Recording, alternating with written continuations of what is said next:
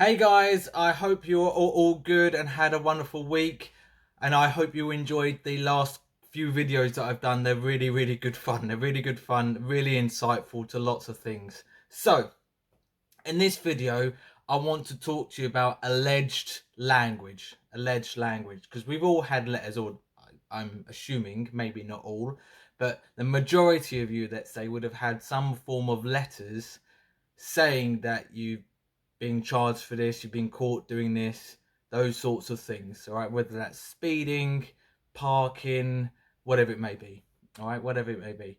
But what is really what I really recommend that you do is read those letters word for word. Don't just read the top and just bin it or what have you. Read it word for word, because it's all in the language with some letters anyway. Not all of them, I will admit, but with some letters you will notice there is alleged language, and they don't have, for example, photos of you committing what they are accusing you of.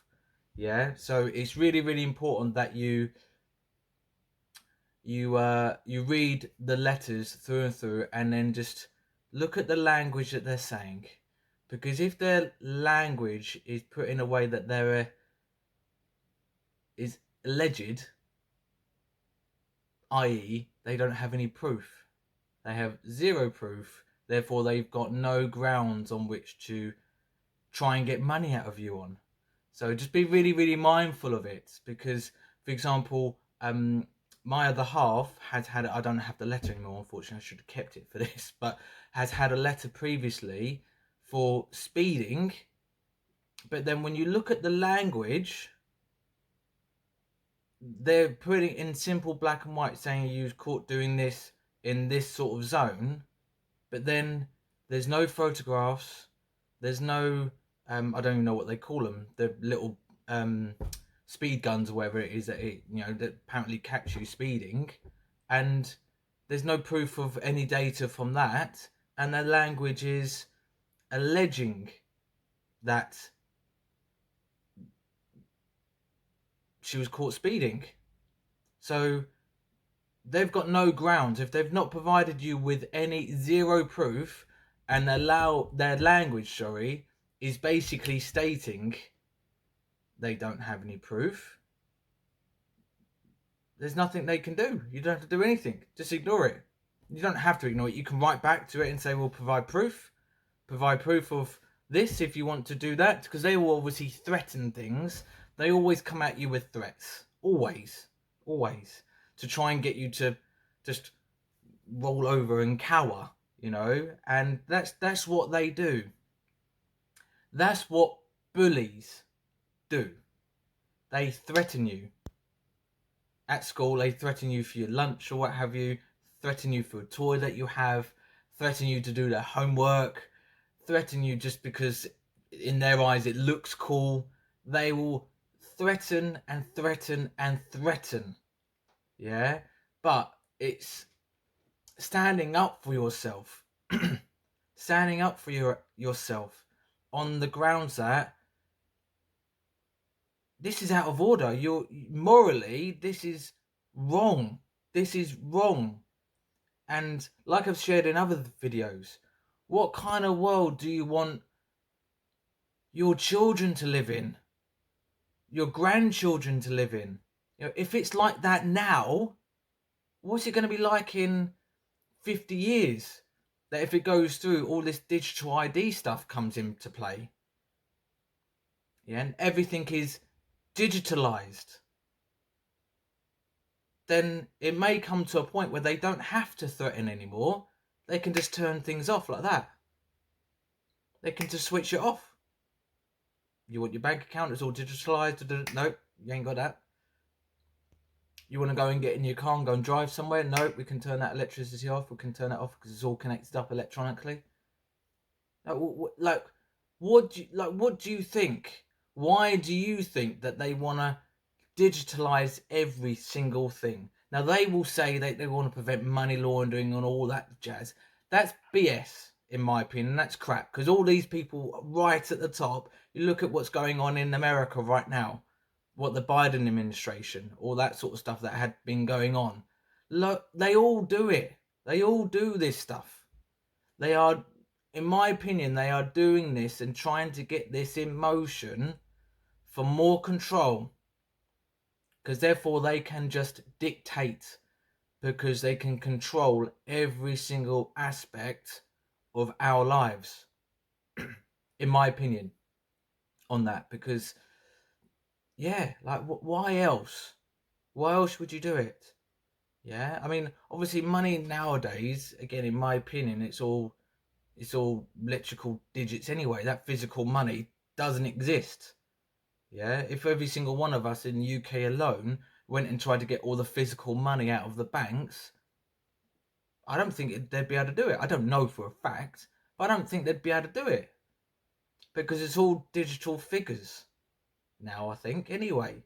But then when they're trying to do absolutely everything, then they're monitoring every single place that you're going. They're probably doing that with the mobile phones anyway. But still, you know, I feel it's important to push back on these things and stand within your right to live freely as a human being. Yeah, to live freely and to do what you want and to go where you want, without all these constraints and being told you've got to do this, you've got to do that, you've got to abide by this. Like, obviously, to a degree, I'm for those things, but when it gets to a point where it's like, well, wait, hold on a minute, hold on a minute, you haven't got any proof of these things, so why should I trust you based on no proof? You're just talking without any form of proof.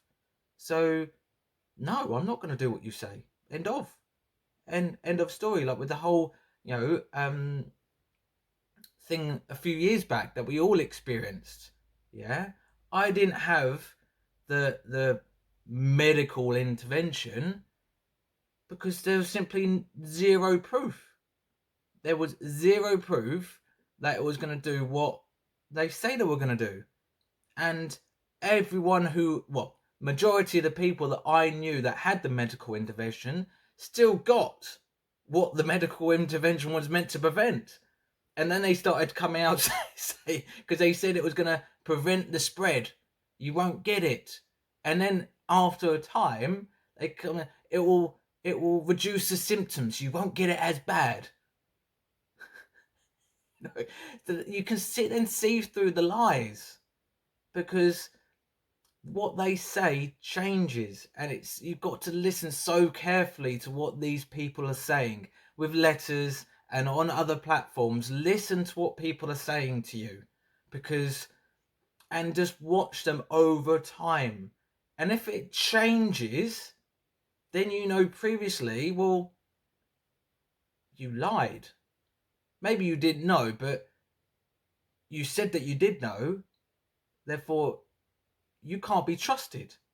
You can't be trusted. Like, for example, I know this might be controversial, all right, but most politicians, right, they all say loads and loads of things to get into office, whether it's the Prime Minister, President, what have you. They will say loads of things to get the votes, because the whole thing is a game to get votes, in my opinion. And you look at Keir Starmer right now, he said he wasn't upping taxes or anything. It was never going to happen. Blah, blah, blah, blah, blah. And what's he going to done? Apparently he's gone and upped council tax. So you've just gone against everything, or one of the things, at least, one of the major things that people may have voted you for. And you've just gone against that. With no apology, no rhyme or reason, just I've upped it. On the other hand, you got someone over the Atlantic who many people loathe because they probably listen to the mainstream media and got no rhyme or reason. Don't get me wrong, he's probably not going to would ever be my best friend. Maybe not, but you've got to give it to Trump. At least he's gone and done what he said he was going to do. Releasing loads of files and all those sorts of things.